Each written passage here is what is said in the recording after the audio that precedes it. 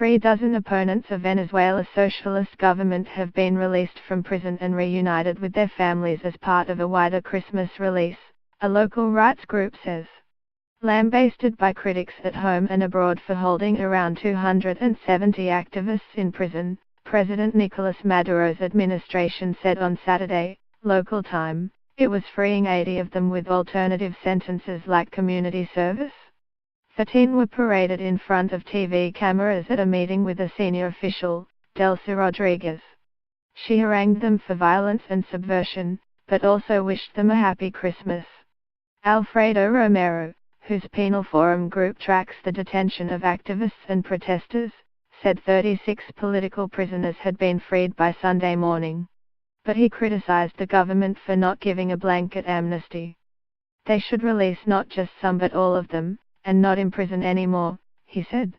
The best known among the released prisoners were former provincial mayor Alfredo Ramos, opposition electoral advisor Roberto Picon, and a dozen policemen who worked for the opposition-run Chicao district of Caracas. I am happy to be free. I am with my family, Mr. Ramos was quoted as saying in local media. It was a tough ordeal, very difficult. It was an arbitrary detention, unjust. I didn't commit any crime.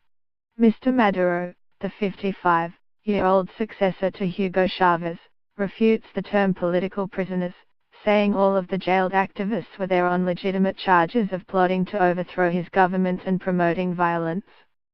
Some 170 people died during 2 rounds of Maduro street protests in 2014 and earlier this year. Opponents say they are fighting for freedom against a dictatorship that has destroyed the OPEC nation's economy and democracy. Mr. Maduro accuses them of being part of a global right-wing plot to topple him in a coup.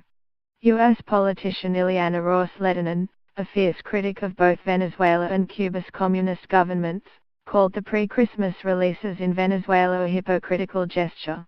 Maduro in Venezuela cynically releases 80 political prisoners who were actually innocent, parades and humiliates several on state TV. And expects thanks for Christmas mercy, the Republican U.S. representative tweeted. What a cruel farce. Nevertheless, the releases could inject life into stuttering mediation talks between Venezuela's government and opposition due to resume in the Dominican Republic in early January.